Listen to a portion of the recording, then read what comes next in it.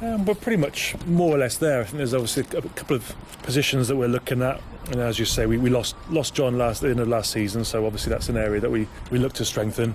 At the moment, we're lucky in the fact that we've got a fairly settled squad. We've had the majority of the squad from last year are all back on board. So in terms of retainment, that's been pretty good. So that means that recruitment, obviously, there's not quite as much to do as maybe there would be if we'd lost 5 or 6 players or whatever. So it's a case of, at the moment, the main thing we're trying to do is to add quality to the squad. Obviously, the squad's a high quality already. So my point of view is, if you've already got a high quality product, it doesn't make any sense to add anything that's not going to improve that standing already. So, rather than just get a bunch of bodies, we're trying to be fairly selective with our recruiting. We're trying to cherry pick not just positions that we need, but kind of guys that are going to add to the squad. And that can be, obviously, it's going to have to be on the pitch in terms of their play, but it can also be in terms of their general demeanour. And basically, we're looking for people who are going to drive standards, drive training forward for us, and obviously compete and add to that match squad. So we're still looking at a couple more. It's one of those things. Obviously, it's the position at the moment. With all the clubs is fairly uncertain, because we just haven't got a clue when the season starts. So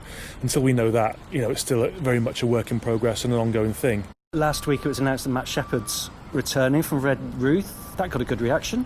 Yeah, well, this is the thing with Sheps. We need, obviously there's the project that we're undertaking at the moment in terms of, where we want to push the club to. We're going to need boys who have obviously been here and done it at some stage, which obviously the majority of our squad have.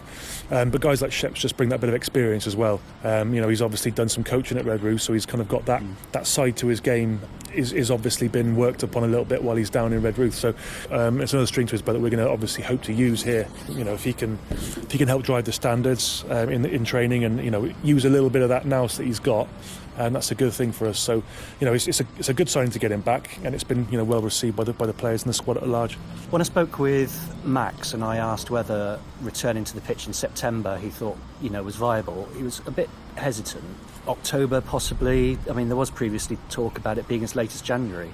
How does any of that change your planning and preparation for making sure that the squad is ready whenever the date comes along? Well, the pre-season plan that we've got, to some degree, has to be mapped onto dates, and until we get those dates, it's pretty tough to map anything on. I mean, at the moment, we've been quite lucky in that we've had a good buy-in from the boys in terms of, we pitched it to them, obviously, with the limitations we've got in group size we can get together, the limitations in equipment we can use. There's not a massive amount rugby-wise we can do until we get moved on a stage by the RFU. So the way we pitched it to the boys was, we may as well use this time, to get our kind of conditioning work started and get that on the go. And as I said, there's been a really big buy-in in that side of things. So we've had a bit of a focus on that. We're trying to taper that off a tiny bit at the moment and bring in some kind of ball skills and that kind of stuff, just to get the guys feeling like rugby players again a little bit. Because whilst the conditioning side of it is massively important, it's always easy if you can do it and kind of jump between rugby and conditioning as well. So in terms of where we go from there, you'd like to think that with the bulk of that conditioning work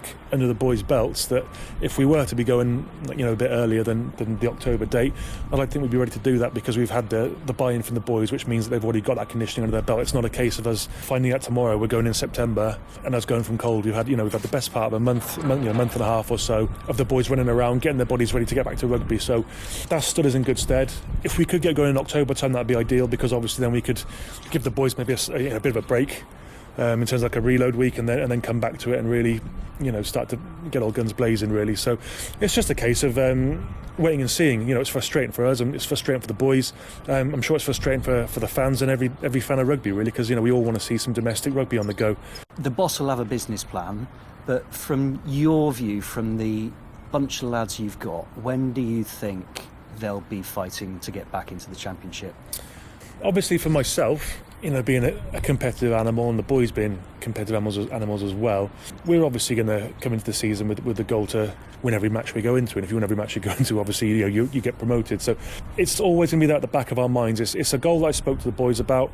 In terms of the business plan, it's just a case of seeing where we are at the end of the season. The way I view it is that if you take the goal of winning the Championship as your goal, that's a big goal. You need to break that down a little bit. So my theory is, if we cover off all the processes that you need to do to prepare for a rugby game week in, week out, so you train hard, you turn it, you do the right thing nutrition wise, that gives you the best chance to win your game on the weekend. If you win enough games on the weekend, natural consequences, you get promoted. So from my point of view, nothing will change in our preparation for a game this year, if our goal was to hit the championship next year, or if our goal was to stay in National 1, nothing would change. So it's more a case of focusing on the small processes that go into a season for me. And then at the end of the day, I think generally speaking, if you do that and you do that well, you'll get what you deserve. And whether that's, as I believe it, hopefully it will be, promotion of the championship, or whatever, we'll just see where we are at the end of the season.